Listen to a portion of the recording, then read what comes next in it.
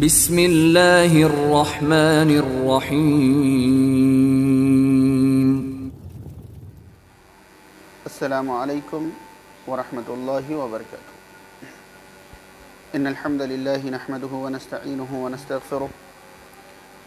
ونعوذ باللہ من شرور انفسنا ومن سیئات اعمالنا، من يهده الله فلا مضل له ومن يضلل فلا هادي له، وأشهد أن لا إله إلا الله وحده لا شريك له، وأشهد أن محمدا عبده ورسوله، أما بعد فإن خير الحديث كتاب الله، وخير الهدي هدي محمد صلى الله تعالى عليه وسلم، وشر الأمور محدثاتها، وكل محدثة بدعة، وكل بدعة ضلالة، وكل ضلالة في النار۔ فأعوذ بالله من الشيطان الرجيم، بسم الله الرحمن الرحيم۔ يا أيها الذين آمنوا اتقوا الله حق تقاته ولا تموتن إلا وأنتم مسلمون۔ يا أيها الناس اتقوا ربكم الذي خلقكم من نفس واحدة وخلق منها زوجها وبث منهما رجالا كثيرا ونساء، واتقوا الله الذي تساءلون به والأرحام، إن الله كان عليكم رقيبا۔ يا أيها الذين آمنوا اتقوا الله وقولوا قولا سديدا يصلح لكم أعمالكم ويغفر لكم ذنوبكم، ومن يطع الله ورسوله فقد فاز فوزا عظيما۔ وقال تعالى في موضع آخر: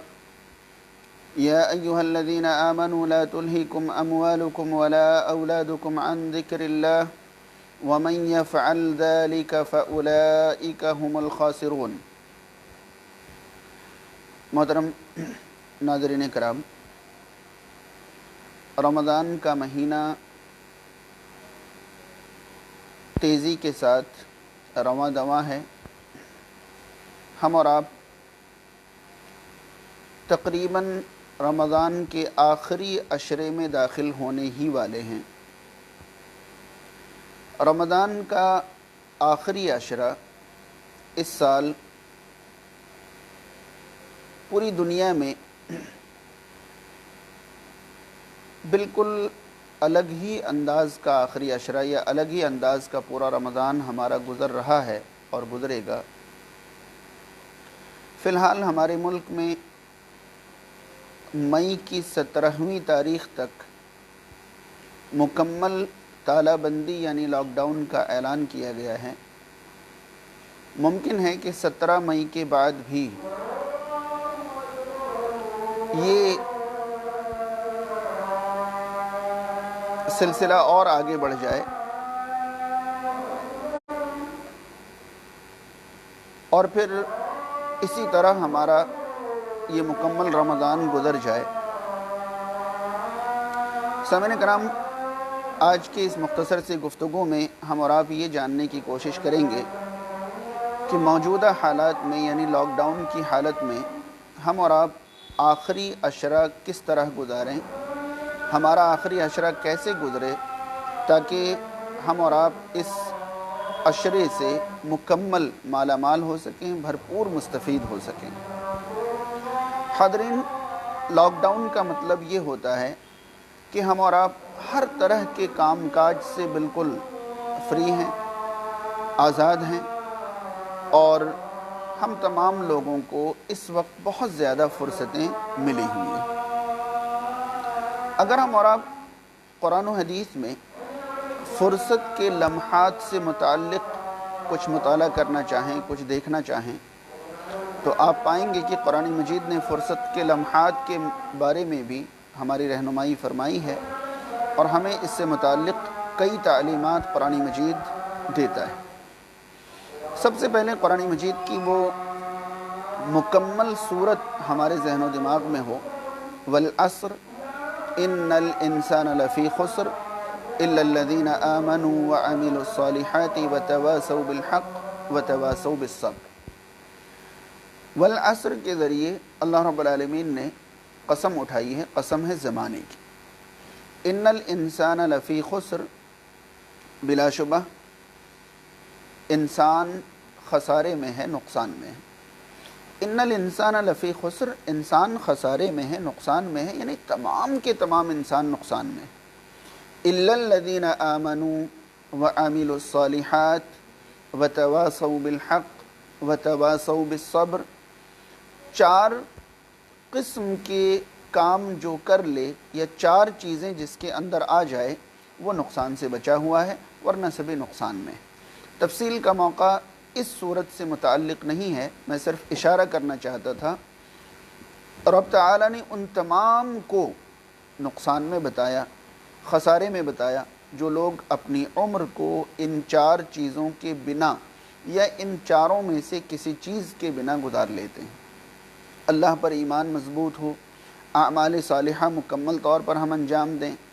کسی بھی طرح حق کی تلقین میں کوتاہی نہ ہو، اور حق کی تلقین کے بعد جو بھی دشواریاں، جو بھی پریشانیاں آئیں، ان تمام پریشانیوں پر مکمل صبر بھی کریں اور ایک دوسرے کو صبر کی تلقین بھی کریں۔ یہ 4 چیزیں جن کے اندر نہیں ہوں گی وہ خسارے میں ہیں، وہ نقصان میں ہیں۔ اسی طرح آپ قرآن مجید میں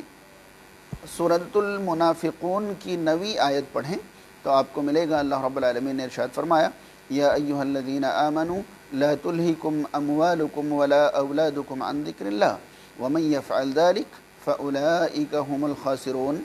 اللہ تعالیٰ نے فرمایا کہ اے وہ لوگوں جو ایمان لائے ہو، تمہارا نقصان اٹھانے والے ہیں، یہی لوگ خسارہ پانے والے ہیں۔ قرآن مجید میں آپ سورۃ الشرح کی آیت نمبر 7 اور 8 دیکھیں، اللہ رب العالمین نے ارشاد فرمایا، فَإِذَا فَرَغْتَ فَانْصَبْ وَإِلَىٰ رَبِّكَ فَارْغَب۔ یہاں اللہ رب العالمین نے ارشاد فرمایا فَإِذَا فَرَغْتَ، جب آپ فارغ ہوں، جب آپ فرصت پائیں، آپ کے پاس فرصت ہو، فَانْصَب، تو آپ ڈٹ جائیں، کمر کس لیں، وَإِلَىٰ رَبِّكَ فَارْغَب، اور اپنے رب کی طرف رغبت کریں، اپنے رب کی طرف آگے بڑھیں۔ یہاں ایک بات یاد رہے، سورۃ الشرح کو آپ شروع سے پڑھیں تو آپ کو اندازہ ہوگا۔ سورۃ الشرح میں اللہ رب العالمین نے رسول کریم صلی اللہ تعالیٰ علیہ وسلم پر اپنے بعض احسانات شمار فرمائے۔ الم نشرح لک صدرک، کیا ہم نے آپ کا سینہ نہیں کھول دیا؟ ووضعنا عنک وزرک الذی انقض ظہرک، ہم نے آپ کا بوجھ ہلکا کر دیا جو آپ کی پیٹھ توڑے دے رہی تھی۔ ورفعنا لک ذکرک، ہم نے آپ کا ذکر بلند کر دیا۔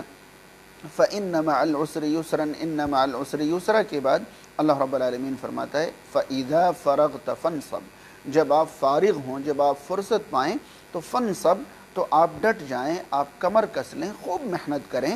وَإِلَىٰ رَبِّكَ فَارْغَب، اور اپنے رب کی طرف رجوع کریں، اپنے رب کی طرف رغبت کریں۔ مسئلہ یہاں سمجھنے کا یہ ہے کہ رسول اکرم صلی اللہ تعالیٰ علیہ وسلم تو زندگی کے ہر لمحے میں اللہ کی طرف رجوع تھے ہی،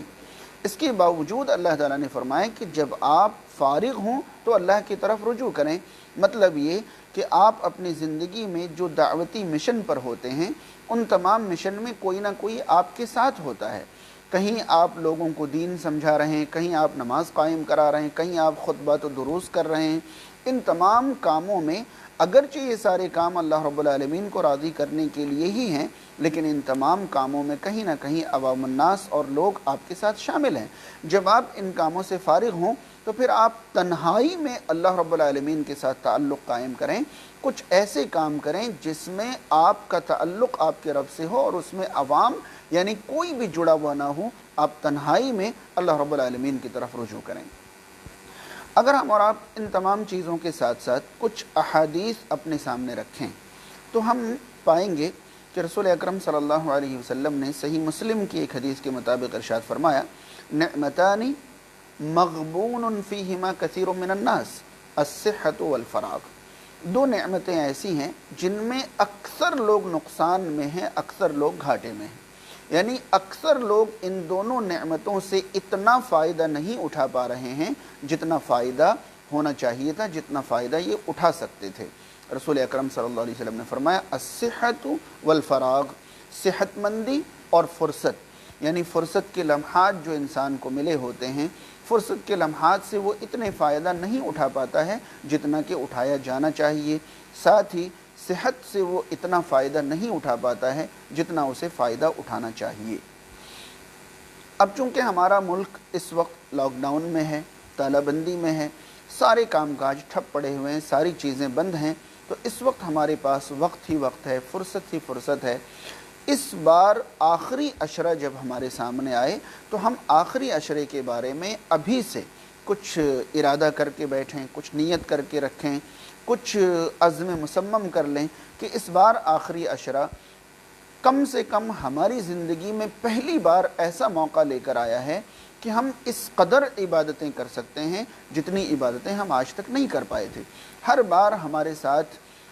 رمضان کے آخری عشرے میں کچھ ذمہ داریاں جڑی ہوتی تھیں، کچھ کام کاج جڑے ہوتے تھے، کچھ بھاگ دوڑ جڑا ہوتا تھا، کچھ خریداری جڑی ہوتی تھی، کچھ تیاری جڑی ہوتی تھی۔ اس بار آخری عشرے میں ہم اور آپ پوری طرح سے فری ہیں اور ہر اعتبار سے ہمارے پاس وقت ہی وقت ہے، فرصت ہی فرصت ہے۔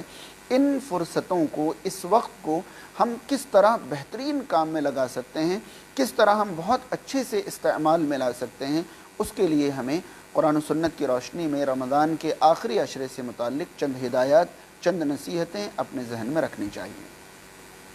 سب سے پہلی چیز یہ ہے کہ کچھ خوش نصیب لوگ جن کے لیے مسجد جانا آج بھی ممکن ہو، لاک ڈاؤن میں بھی ممکن ہو، جن کے لیے مسجد جانا، ان کے لیے بہترین موقع ہے کہ وہ اس بار اعتکاف کا اہتمام کریں۔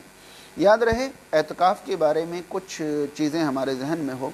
پہلی چیز یہ ہے کہ اعتکاف مسجد کے علاوہ ممکن نہیں ہے۔ اللہ رب العالمین نے سورۃ البقرہ کی آیت نمبر 185 میں اعتکاف کا ذکر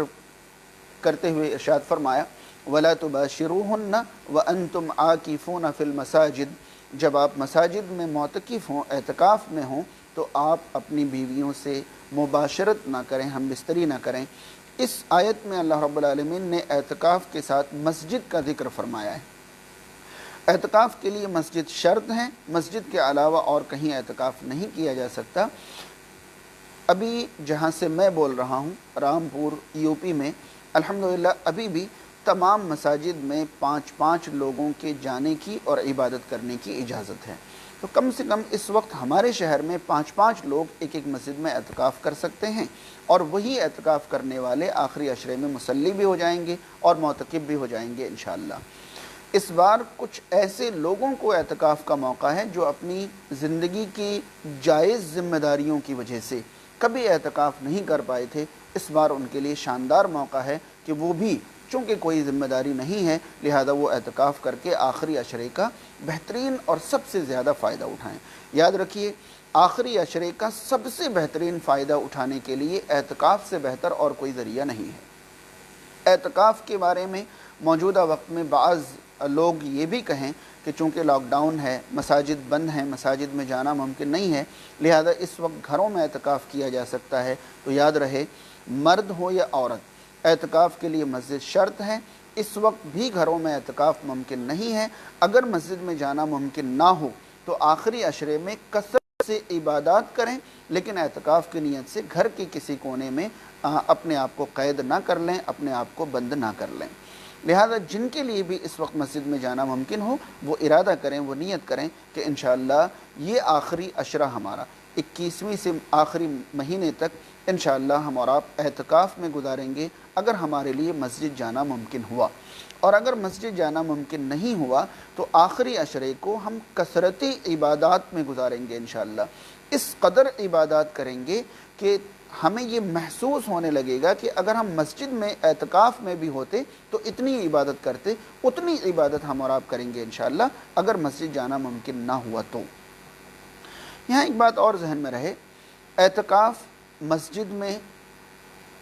10 دنوں کا رسول اکرم صلی اللہ علیہ وسلم کا مدینہ تشریف لے جانے سے آخری عمر تک معمول تھا، لیکن جس سال رسول اکرم صلی اللہ علیہ وسلم کا آخری سال تھا زندگی کا، اس سال آپ نے رمضان کے آخری دونوں عشروں کا، یعنی 11ویں سے 20ویں اور 21ویں سے 30 تک، یعنی آخری 2 عشروں کا آپ صلی اللہ علیہ وسلم نے اعتکاف فرمایا تھا، آخری سال جو آپ صلی اللہ علیہ وسلم کی زندگی کا۔ اس کے باوجود اعتکاف 10 سے کم دنوں کے لیے، 10 سے زیادہ دنوں کے لیے بھی ممکن ہے، کیونکہ شریعت میں ایسی کوئی دلیل موجود نہیں ہے جس سے اعتکاف کے دن کی تعیین ہوتی ہو یا تحدید ہوتی ہو، لہذا اعتکاف 10 سے کم دن یا 10 سے زیادہ دنوں کے لیے بھی ممکن ہے۔ رسول اکرم صلی اللہ تعالی علیہ وسلم کے بارے میں عائشہ صدیقہ رضی اللہ تعالی عنہ سے 2 حدیثیں ہمارے سامنے اس وقت ضرور ہونی چاہیے۔ ایک حدیث صحیح بخاری کی حدیث نمبر 2424 ہے، اور دوسری حدیث صحیح مسلم کی حدیث نمبر 1175 ہے۔ پہلی حدیث جو کہ صحیح بخاری کی ہے، عائشہ صدیقہ رضی اللہ تعالی عنہ ارشاد فرماتی ہیں، کان النبی صلی اللہ علیہ وسلم اذا دخل العشر، رسول اکرم صلی اللہ علیہ وسلم کا جب آخری عشرہ داخل ہوتا تھا، رمضان کا آخری عشرہ آتا تو رسول اکرم صلی اللہ علیہ وسلم کی عادت مبارکہ یہ تھی، آپ صلی اللہ علیہ وسلم کی زندگی کا معمول یہ تھا کہ جب رمضان کا آخری عشرہ آتا تو آپ صلی اللہ علیہ وسلم شد مئزرہ، اپنی کمر کس لیتے تھے۔ مئزر کہتے ہیں ازار بند کو یا کمر بند کو، تو اپنی کمر کس لیتے تھے، اور کمر کسنے سے 2 مشہور معنی علماء کرام نے مراد لیے ہیں۔ پہلا معنی مضبوط تیاری اور عزم مصمم کا، اور دوسرا معنی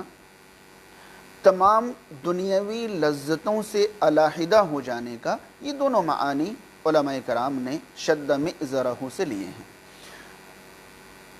شد مئزرہ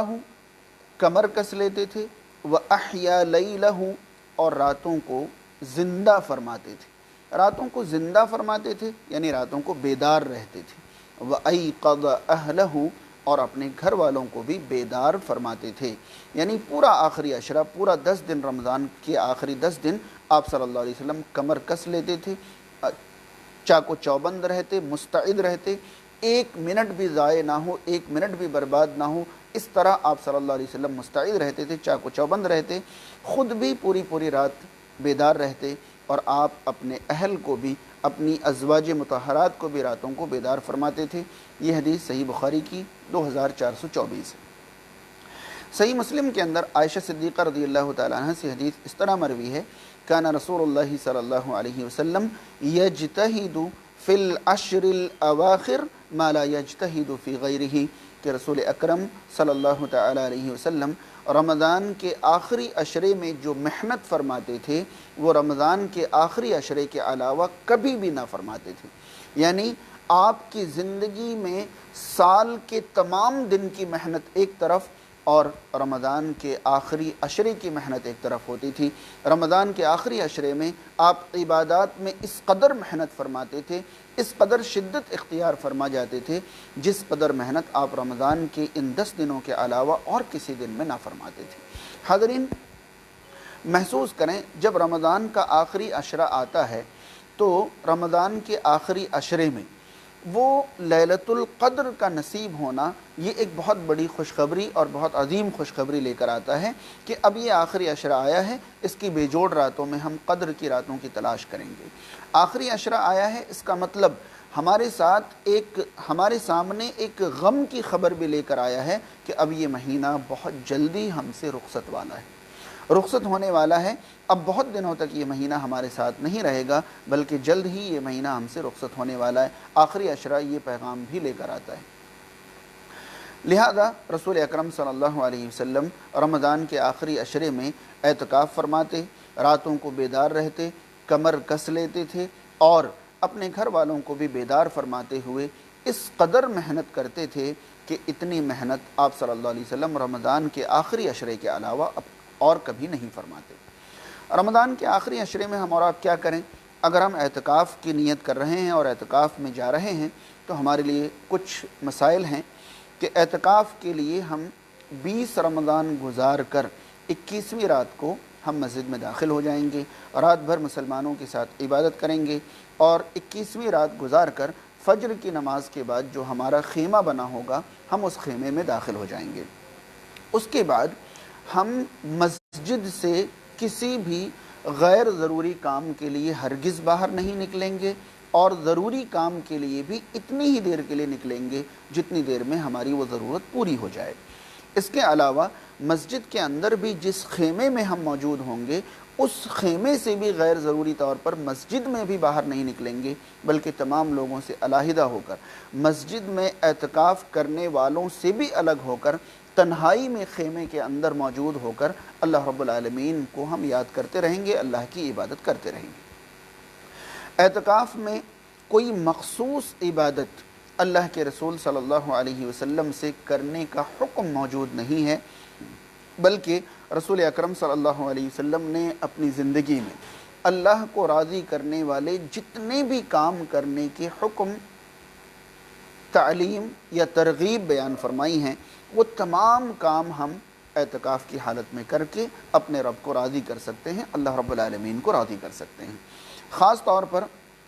اعتکاف اور غیر اعتکاف کے تمام مسلمانوں سے اس بار بہت زیادہ فرصت ہونے کی وجہ سے آخری عشرے میں جو چند کام کرنا قرآن و سنت میں زیادہ پسندیدہ یا زیادہ اللہ رب العالمین کو راضی کرنے والے ہو سکتے ہیں، میں ان میں سے کچھ چیزیں آپ تک پہنچانا چاہوں گا۔ سب سے پہلی چیز یہ ہے کہ رسول اکرم صلی اللہ علیہ وسلم کی عادت کے مطابق ہم اس بار مکمل عشرے میں شب بیداری کریں۔ رمضان کی طاق راتوں میں تو لیلۃ القدر کی تلاش کے لیے ہم بیدار رہ کر اللہ کی عبادت کرتے ہی ہیں، لیکن اس بار یہ کریں کہ ہم رمضان کا پورا عشرہ بیدار رہ کر، پورا عشرہ 10 راتیں بیدار رہ کر اللہ رب العالمین کی عبادت میں گزاریں۔ ساتھ ہی ہم اور آپ کوشش کریں کہ اس بار پورا عشرہ ہم تنہا جاگنے کے بجائے بیوی بچوں کو ساتھ لے کر انہیں بھی عبادات کے لیے جگائیں گے انشاءاللہ، جس طرح رسول اکرم صلی اللہ علیہ وسلم راتوں کو بیدار رہ کر اپنے گھر والوں کو بھی بیدار فرماتے تھے۔ اس بار آخری عشرہ آنے سے پہلے ہی ہم آپ صلی اللہ علیہ وسلم کی عادت اور سنت کے مطابق کمر کس لیں، مضبوطی سے یہ ارادہ۔ حضرین معذرت چاہتا ہوں کچھ ٹیکنیکل دشواری کے لیے، تو اس بار ہم اور آپ آخری عشرہ آنے سے پہلے ہی انشاءاللہ کمر کس لیں، رسول اکرم صلی اللہ علیہ وسلم کی عادت مبارکہ کے مطابق مضبوط ارادہ کر لیں کہ اس بار آخری عشرے میں ایک لمحہ بھی ہم ضائع ہونے نہیں دیں گے انشاءاللہ۔ ساتھ ہی پوری رات کی شب بیداری کریں پورے عشرے کی، اور پوری رات اپنے گھر والوں کو، بیوی اور بچوں کو بھی ساتھ لے کر انہیں بھی عبادات میں شریک کریں انشاءاللہ۔ اب ہم آخری عشرے میں دن اور رات میں بیدار رہ کر، دن میں یا رات میں جب بھی ہمیں ٹائم ملے گا اور جتنا وقت بھی ہم عبادت کے لیے نکالیں گے، اس میں ہم کریں کیا؟ تو سب سے اہم چیز یہ ہے کہ ہم اور آپ رات کو زیادہ سے زیادہ وقت قیام اللیل میں گزاریں، یعنی کہ رات کو زیادہ سے زیادہ وقت ہم نماز قائم کرنے میں گزاریں۔ ہمارا قیام اللیل 2 رکعت کر کے ہم قیام اللیل کرتے رہیں، اور ہمارا قیام لمبا ہو اس کے لیے ہم لمبی لمبی تلاوتیں کریں۔ اگر قرآن مجید ہمیں بہت زیادہ یاد نہیں بھی ہیں تو عائشہ صدیقہ رضی اللہ تعالیٰ عنہ کے ایک غلام تھے ذکوان رضی اللہ تعالیٰ عنہ، وہ قیام اللیل میں مصحف یعنی قرآن مجید سے دیکھ کر عائشہ صدیقہ رضی اللہ تعالیٰ عنہ کی امامت فرماتے تھے۔ تو یہ ہمارے لیے اجازت ہے، یہ ہمارے لیے ایک راستہ ہے کہ ہم قرآن مجید سے دیکھ کر بھی قیام اللیل میں تلاوت کر سکتے ہیں، تاکہ ہم لمبی لمبی تلاوتیں کر کے اپنے قیام اللیل کو، رات کی نماز کو زیادہ لمبی کر سکیں۔ رسول اکرم صلی اللہ تعالیٰ علیہ وسلم کا عام دنوں میں بھی قیام اللیل میں اتنا لمبا لمبا قیام کرنے کا معمول تھا کہ عائشہ صدیقہ رضی اللہ تعالیٰ عنہ فرماتی ہیں کہ آپ صلی اللہ علیہ وسلم کا رات میں طول قیام کی وجہ سے، رات کی نمازوں میں لمبے لمبے قیام کی وجہ سے آپ صلی اللہ علیہ وسلم کے قدمین مبارک میں ورم اور سوزن آ جاتا تھا، اتنے لمبے لمبے آپ صلی اللہ علیہ وسلم قیام فرماتے تھے۔ تو ہم اپنی طاقت بھر رمضان کے آخری عشرے کی راتوں میں جب قیام اللیل کریں تو اپنی طاقت بھر زیادہ سے زیادہ لمبا سے لمبا قیام کرنے کی کوشش کریں، خواہ وہ ہماری یادداشت میں موجود قرآن مجید سے ہو یا ضرورت پڑے تو مصحف دیکھ کر بھی ہم اپنے قیام کو لمبا کریں۔ یہاں ایک غلط فہمی دور کر دی جائے۔ عام طور پر ہمارے سماج اور معاشرے میں ایک بات معروف ہے کہ یا تو مکمل قرآن سے قیام اللیل کیا جائے گا یا پھر علم ترا سے قیام اللیل کیا جائے گا، جبکہ علم ترا کا کوئی تصور، کوئی تذکرہ، کوئی مسئلہ شریعت کا ہے ہی نہیں۔ آپ کو مکمل قرآن حفظ نہ ہو، مکمل قرآن سے قیام اللیل نہیں بھی ہو رہا ہو، تو آپ قرآن مجید میں جہاں سے یاد ہے، جہاں سے لمبے لمبے رکوع اور لمبے لمبے صفحات آپ کو یاد ہیں، آپ وہاں سے لمبا لمبا قیام کر سکتے ہیں، لمبی لمبی تلاوت کر کے آپ اپنے قیام کو لمبا کر سکتے ہیں۔ لہذا آخری عشرے میں جو ہمارے کرنے کے کام ہوں گے، وہ رات کا قیام ہم جتنا ممکن ہو سکے اتنا لمبا کریں، اتنی دیر تک قیام اللیل کریں۔ دوسرا پسندیدہ کام اس عشرے میں ہمارے لیے یہ ہوگا کہ ہم کثرت سے قرآن مجید کی تلاوت کریں۔ قرآن مجید کی تلاوت کا ماہ رمضان سے خصوصی تعلق ہے، کیونکہ رب تعالیٰ نے اس کا نزول بھی ماہ رمضان میں شروع فرمایا تھا۔ اس کا آغاز نزول رمضان کے مہینے میں ہوا، جس طرح سورۃ البقرہ میں اللہ رب العالمین ارشاد فرماتا ہے شہر رمضان الذی انزل فیہ القرآن ھدی للناس وبینات من الہدی والفرقان۔ یہ سورۃ القدر میں اللہ تعالیٰ فرماتا ہے انا انزلناہ فی لیلۃ القدر، بلا شبہ ہم نے اس کو لیلۃ القدر میں نازل فرمایا۔ علامہ صفی الرحمن مبارک پوری رحمہ اللہ نے اپنی مایہ ناز تصنیف سیرت النبی پر الرحیق المختوم کے اندر یہ تحقیق سے ثابت کیا ہے کہ غالب احوال کے مطابق 21ویں رمضان کو قرآن مجید کی پہلی آیت نازل ہوئی تھی۔ ماہ رمضان میں قرآن مجید کے نزول کا آغاز ہوا، اور آپ صلی اللہ علیہ وسلم کی یہ عادت مبارکہ تھی کہ آپ ہر سال جبریل امین کو رمضان میں قرآن سناتے تھے اور ان سے سنتے تھے۔ آخری سال رسول کریم صلی اللہ علیہ وسلم نے 2 مرتبہ جبریل امین علیہ السلام کو قرآن مجید سنایا بھی اور ان سے سنا بھی۔ تو قرآن مجید کی کثرت سے تلاوت آخری عشرے میں ہم اور آپ کریں، دن میں ہو یا رات میں ہو، کثرت سے قرآن مجید کی تلاوت کریں۔ قرآن مجید کی تلاوت کرتے ہوئے ہمارے ذہن میں یہ بات ہونی چاہیے کہ صرف جز اور پارے مکمل کرنے کے لیے، قرآن مکمل کرنے کے لیے ہم تجوید کے بنیادی قواعد سے بھی صرف نظر کرتے ہوئے تیز تیز بس الفاظ ادا کرتے ہوئے ہم جلدی جلدی پارے مکمل کریں، قرآن مکمل کریں، اس کا کوئی فائدہ نہیں۔ ورتل القرآن ترتیلا پر مکمل عمل کرتے ہوئے، قرآن مجید کو تجویدی قواعد کا لحاظ رکھتے ہوئے، رک رک کر، ٹھہر ٹھہر کر، خوش الحانی کے ساتھ اچھی آواز اور اچھے انداز میں تلاوت کریں۔ قرآن مجید کی تلاوت کم رہ جائے یہ تو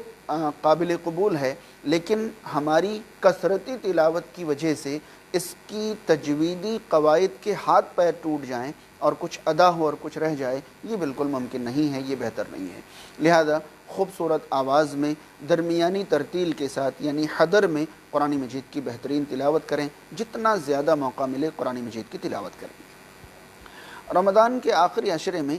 کثرت سے اللہ رب العالمین سے دعائیں کریں۔ رب تعالیٰ کو بندوں کا دعا کرنا اس قدر پسندیدہ ہے کہ ہم اور آپ تصور نہیں کر سکتے۔ بندہ جب اللہ رب العالمین سے مانگتا ہے تو اللہ تعالیٰ کو بہت زیادہ خوشی ہوتی ہے۔ رمضان کے آخری عشرے میں کم سے کم اس بار جبکہ ہم اور آپ تعالیٰ بندی میں ہیں، بہت سارے اوقات اور بہت ساری فرصت ہمارے پاس ہے،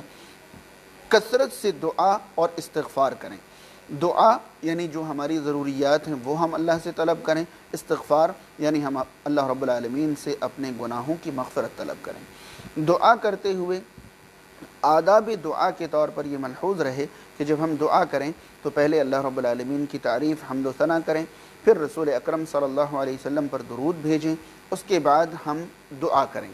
دعا میں بھی پہلے ہم اپنے لیے دعا کریں، پھر ہم اپنے قریبی کے لیے دعا کریں، پھر ہم اپنے رشتہ داروں اور کرتے کرتے دنیا کے تمام مسلمانوں کے لیے دعا کریں۔ اموات میں بھی جو سب سے قریبی میت ہیں ہمارے، ہم ان کے لیے دعا کریں، پھر ان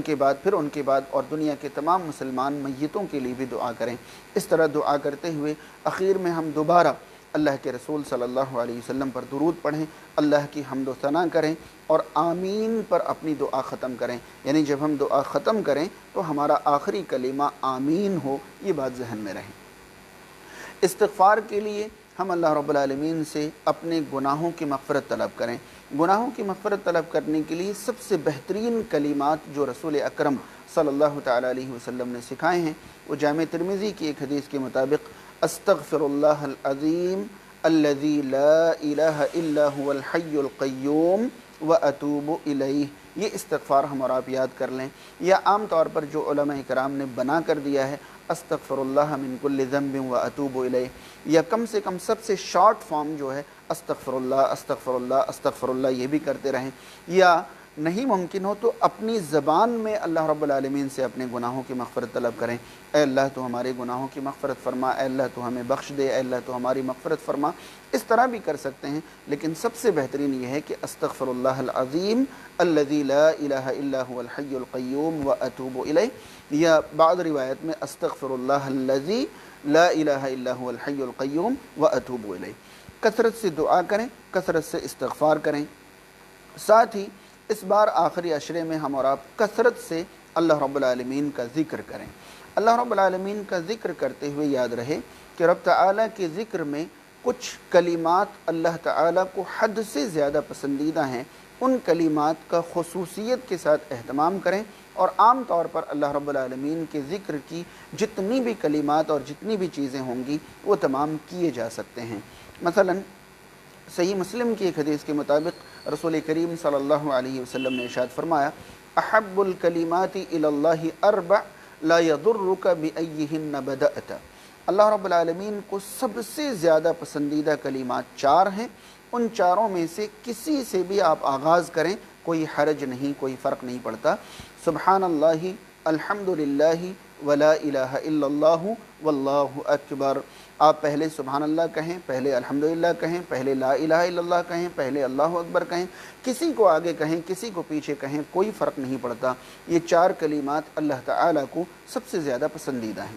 صحیح مسلم ہی میں اس کے فوراً بعد رسول اکرم صلی اللہ علیہ وسلم کی ایک حدیث مروی ہے، جہاں آپ صلی اللہ علیہ وسلم نے فرمایا کہ کائنات میں جتنی چیزوں پر سورج طلوع ہوتا ہے ان تمام چیزوں کے مقابلے میں مجھے یہ 4 کلمات کہنا زیادہ پسندیدہ ہیں، یعنی دنیا کی تمام ملکیت سے زیادہ مجھے یہ 4 کلمے پسند ہیں، سبحان اللہ، الحمدللہ، ولا الہ الا اللہ، واللہ اکبر۔ تو یہ 4 کلمات اس بار آخری عشرے میں ہم کثرت سے ادا کریں۔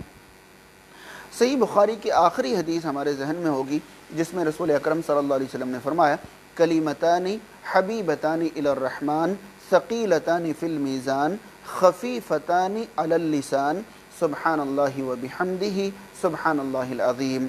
2 کلمات ایسے ہیں جو رحمان کو پسندیدہ ہیں، زبان پر بڑے ہلکے ہیں، لیکن میزان پر قیامت کے دن جب اعمال تولے جائیں گے تو میزان پر بہت وزنی اور بہت بھاری ہیں، سبحان اللہ وبحمدہ سبحان اللہ العظیم۔ تو یہ 2 کلمات بھی کثرت سے آخری دنوں میں ہم اور آپ کریں۔ اس کے علاوہ لا حول ولا قوت الا باللہ کو رسول اکرم صلی اللہ علیہ وسلم نے صحیح مسلم کی ایک حدیث کے مطابق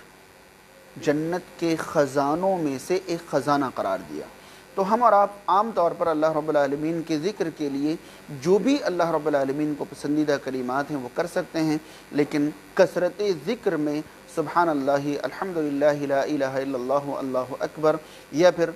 سبحان اللہ وبحمدہ سبحان اللہ العظیم، لا حول ولا قوت الا باللہ، اور کثرت دعا اور کثرت استغفار، کثرت تلاوت قرآن کا ہم آخری عشرے میں اس بار خیال رکھیں انشاءاللہ۔ یاد رہے کہ اللہ رب العالمین کو توبہ کرنے والے بہت زیادہ پسند آتے ہیں۔ ان اللہ یحب التوابین ویحب المتطہرین، اللہ تعالیٰ بہت زیادہ توبہ کرنے والوں کو پسند فرماتا ہے اور بہت زیادہ پاک و صاف رہنے والوں کو پسند فرماتا ہے۔ تو توبہ اللہ رب العالمین کو بہت زیادہ پسندیدہ ہے، لہذا آخری عشرے میں ہم کثرت سے اللہ کی طرف رجوع کریں اور اللہ رب العالمین کی طرف توبہ بھی کریں۔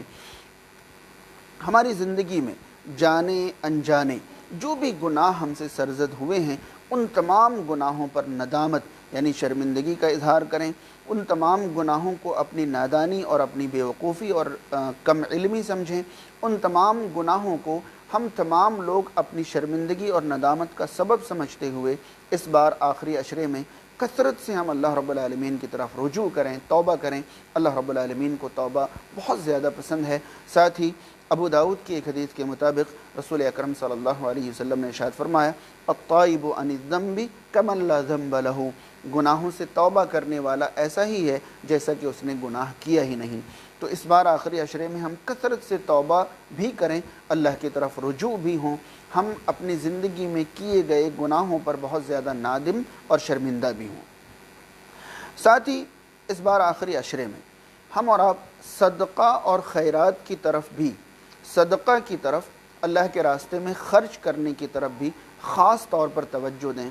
رسول اکرم صلی اللہ علیہ وسلم کتنے فیاض، کتنے سخی اور اللہ کے راستے میں کس قدر خرچ فرمانے والے تھے، اس بات کا ہم تمام کو، پوری امت کو اندازہ ہے۔ لیکن ایک بات یاد رہے کہ آپ صلی اللہ علیہ وسلم اپنی پوری زندگی سے زیادہ رمضان میں سخی اور اللہ کے راستے میں خرچ کرنے والے بن جاتے، یہاں تک کہ رسول اکرم صلی اللہ علیہ وسلم کے بارے میں مروی ہے کہ آپ صلی اللہ علیہ وسلم رمضان میں تیز چلنے والی ہوا کی طرح سخی ہو جاتے تھے، یعنی اس قدر اللہ کے راستے میں خرچ فرمانا شروع کر دیتے رمضان میں، گویا کہ آپ تیز چلنے والی ہوا ہوں۔ تو رمضان کے آخری عشرے میں اس بار، حالانکہ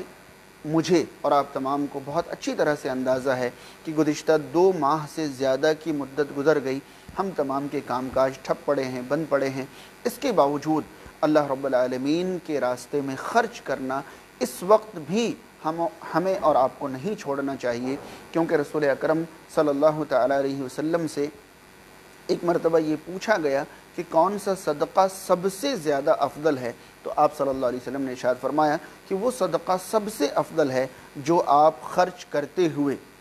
مال کی محبت آپ کے دل میں ہو، آپ صحت مند ہوں، فقر سے، محتاجگی سے آپ کو ڈر لگتا ہو اور مال کی خواہش اور امید آپ کے دل میں ہو، ایسے وقت میں اللہ کے راستے میں جو آپ خرچ کریں گے وہ خرچ اللہ تعالیٰ کو سب سے زیادہ پسندیدہ ہے۔ یاد رکھیے، ابھی ہمارے پاس بالکل یہی موقع ہے کہ ہم اور آپ صحت کی حالت میں اس طرح اللہ کے راستے میں خرچ کریں کہ ابھی خود ہمیں یہ نہیں پتا کہ آنے والے دنوں میں کب تک یہ حالات رہیں گے، کتنے دنوں ہم ان دشواریوں میں مبتلا رہیں گے۔ ہم محتاج ہیں، ضرورت ہمیں خود ہے، ہم چاہتے ہیں کہ کہیں سے کچھ رقم آ جائے، محتاجگی کا ڈر بھی ہے، مال کی محبت بھی ہے، صحت مندی کے ساتھ ہم اور آپ اس وقت مال کی محبت میں بھی ہیں یا مال کی ضرورت میں بھی ہیں، اس کے باوجود اللہ کے راستے میں خرچ کریں، یہ خرچ اللہ تعالیٰ کو سب سے زیادہ پسندیدہ ہوتا ہے۔ لہذا اس بار آخری عشرے میں ہم کثرت سے اللہ رب العالمین کی راہ میں خرچ کریں۔ یاد رہے، جو تمام چیزیں میں نے آپ تک ابھی تک پہنچائی ہیں، یہ ساری چیزیں اللہ رب العالمین سے قریب جانے کے لیے مثبت اعمال ہیں، کرنے والے اعمال ہیں۔ ایک اور چیز ہمارے ذہن میں رہے کہ ان دنوں میں ہم اور آپ جو نیکیاں کریں گے اللہ سے قریب جانے کے لیے، وہ تو کریں گے ہی، ساتھ ہی ایک بات ذہن میں رہے کہ اللہ کو ناپسند ہونے والے، اللہ کو ناراض کرنے والے، اللہ رب العالمین کی نافرمانی کے تمام کاموں سے ہم اور آپ سختی سے اس بار آخری عشرے میں بچیں گے انشاءاللہ۔ یوں تو زندگی بھر بچیں گے، ہمیشہ بچیں گے، پورا رمضان بچیں گے، لیکن جب کوئی موقع خاص آتا ہے جہاں اللہ رب العالمین کی رحمت عام ہوتی ہے، ثواب بڑھ جائے، فضیلت بڑھ جائے، تو ان دنوں میں گناہ کا وبال اور گناہ کا بوجھ بھی بڑھ جاتا ہے۔ لہذا خاص طور پر ہم اور آپ اس بار رمضان کے آخری عشرے میں تمام قسم کے گناہ اور اللہ کی نافرمانیوں سے بچے رہیں گے انشاءاللہ۔ ساتھ ہی وہ مباح چیزیں جو شریعت میں ممنوع اور حرام نہیں ہیں لیکن وہ ملذات میں سے ہیں، لذت کی چیزیں ہیں، شوق کی چیزیں ہیں، خواہش کی چیزیں ہیں، ان تمام چیزوں کو بھی آخری عشرے میں ہم اور آپ پوری طرح چھوڑ دیں گے انشاءاللہ۔ موبائل میں گیم کھیلنا ہو، کیرم اور لوڈو ہو، پول ہو، فلاں ہو، ان تمام چیزوں کے ذریعے ہم آخری عشرے میں وقت ضائع کریں، یہ تو بہت ہی زیادہ بدنصیبی کی بات ہوگی۔ لہذا ہم دنیا کے ملذات اور دنیا کے مزے لینے والی چیزوں سے آخری عشرے میں پوری طرح سے الگ ہو کر اللہ رب العالمین کے لیے ہم آخری عشرے کو خاص کر دیں گے انشاءاللہ۔ اخیر میں آپ تمام کے لیے ایک آخری پیغام یہ ہے کہ رمضان کے آخری عشرے میں جو بے جوڑ راتیں ہیں، 21ویں، 23ویں، 25ویں، 27ویں اور 29ویں، ان راتوں میں لیلۃ القدر کی تلاش میں ہم اور آپ پوری طرح مستعد رہیں، چوکنا رہیں اور اللہ رب العالمین کو راضی کرنے کے لیے بھرپور کوشش کریں، کیونکہ آپ صلی اللہ علیہ وسلم کا لیلۃ القدر کے بارے میں کتنے فرامین موجود ہیں۔ آپ لیلۃ القدر کے بارے میں سورۃ القدر میں پڑھیں کہ یہ رات 1000 مہینوں سے بہتر ہے۔ یاد رکھیے، 1000 مہینوں سے بہتر ہے، یہ گنتی بھی ہو سکتی ہے اور محاورہ بھی ہو سکتا ہے۔ اگر یہ گنتی ہوئی تو یقیناً یہ 1000 مہینوں سے بہتر ہے، لیکن اگر یہ گنتی نہیں ہوئی تو محاورہ اگر یہ ہے تو کتنے مہینوں سے بہتر ہے اللہ کے سوا کوئی نہیں جانتا۔ مثلا ہم اور آپ کسی کے اندر اگر بہت ساری خوبیاں ہو تو ہم ایگزیکٹلی خوبیوں کو گن کر بتانے کے بجائے یہ کہتے ہیں ارے ہزاروں خوبیاں اس کے اندر۔ ممکن ہے کہ لیلۃ القدر خیر من الف شہر میں الف سے مراد ہماری بول چال میں جو ہم ہزاروں کہہ دیتے ہیں وہ مراد ہو، تو اگر اللہ تعالیٰ نے یہاں 1000 سے مراد محاورہ لیا ہے تو جب ہم کہتے ہیں ہزاروں خوبیاں ہیں تو ہماری گنتی بڑی محدود ہوتی ہے۔ جب اللہ تعالیٰ کہے 1000 مہینے سے بہتر ہے اور یہ 1000 اگر محاورے کے لیے ہو تو پھر یہ کتنے 1000 مہینوں سے بہتر ہے ہم اور آپ سوچ بھی نہیں سکتے، تصور بھی نہیں کر سکتے۔ رسول اکرم صلی اللہ علیہ وسلم نے ابن ماجہ کی ایک حدیث کے اندر اس طرح ارشاد فرمایا کہ جو شخص اس رات سے محروم رہ گیا گویا کہ وہ ہر خیر سے محروم رہ گیا۔ رسول اکرم صلی اللہ علیہ وسلم نے لیلۃ القدر میں خاص طور پر عائشہ صدیقہ رضی اللہ تعالی عنہ کے پوچھنے پر یہ دعا بتائی، اللہم انک عفو تحب العفو فاعف عنی۔ ساتھ ہی صحیح بخاری وغیرہ کی احادیث کے مطابق آپ صلی اللہ علیہ وسلم نے ارشاد فرمایا کہ جو شخص لیلۃ القدر کا قیام ایمان کی حالت میں اجر و ثواب کی امید سے کرے اللہ تعالیٰ اس کے گزشتہ سارے گناہ معاف فرما دیتا ہے۔ تو لیلۃ القدر کو خاص طور پر، آخری عشرے کو خاص طور پر، پورے رمضان کو عام طور پر ایک بھی لمحہ ضائع نہ ہونے دیں۔ اور اس بار ہمارے سامنے جو موقع آیا ہے کہ ہم چاہ کر بھی باہر نہیں جا سکتے، چاہ کر بھی کاروبار میں وقت صرف نہیں کر سکتے، ہماری ساری مشغولیات سے ہمیں سختی سے روک دیا گیا ہے، ہمارے پاس فرصت کے لمحات ہیں، ہمارے پاس وقت ہے، ہمارے پاس موقع ہے، تو اس بار ابھی سے یہ ٹھان لیں، اپنا ازار ٹائٹ کر لیں، کمر کس لیں کہ اس بار آخری عشرے کے ایک ایک لمحے کو ہم انشاءاللہ استعمال کریں گے، ضائع نہیں ہونے دیں گے اور مکمل طور پر اللہ کو راضی کرنے کی کوشش کریں گے انشاءاللہ۔ میں دوبارہ ایک بار وہ باتیں دہرا دوں جو ہم رمضان کے آخری عشرے میں اس بار کر سکتے ہیں۔ اگر مسجد میں جانا ممکن ہو تو اعتکاف کریں، اعتکاف میں تنہائی کے ساتھ اللہ رب العالمین کو کثرت سے یاد کریں۔ اللہ کو یاد کرنے میں راتوں کی بیداری ہے، لمبے لمبے قیام ہیں، تلاوت قرآن ہے، اللہ کے ذکر کی کثرت ہے، دعا اور استغفار کی کثرت ہے، ساتھ ہی اللہ کی طرف توبہ اور رجوع کی کثرت ہے۔ اس کے ساتھ ساتھ اللہ کے راستے میں خرچ کرنے میں بھی ہم اکثار برتیں، کثرت سے اللہ کے راستے میں خرچ کریں اور دنیا کی لذتوں سے ہم اور آپ ان دنوں میں اپنے آپ کو دور رکھیں اور اپنے گھر والوں کو بھی عبادات میں بھرپور شریک کرانے کی کوشش کریں۔ اللہ تعالی ہم تمام کو آخری عشرے سے بھرپور مالا مال ہونے کی توفیق نصیب فرمائے۔ جس مصیبت اور جس وبا میں اس وقت پوری دنیا مبتلا ہے اللہ تعالیٰ اس مصیبت کو جلد از جلد دنیا سے دور کر دے، دنیا کے تمام مسلمانوں کی اللہ تعالیٰ حفاظت فرمائے، بیماروں کو شفائی کاملہ نصیب ہو، بے روزگاروں کو روزگار نصیب ہو، جن کے روزگار میں دشواری اور تنگی ہے اللہ تعالیٰ کشادگی فرمائے۔ کتنے 2 مہینے سے زائد عرصے سے کاروبار ٹھپ ہیں ہمارے سماج اور معاشرے کے غریب مسلمانوں، روزانہ کمانے کھانے والے مسلمانوں کی اللہ رب العالمین پوری حفاظت فرمائے، ان کے معاش کے مسئلے کو اللہ تعالیٰ اپنی غیبی طاقت سے حل فرمائے۔ اللہ تعالیٰ دنیا کے تمام مسلمانوں کو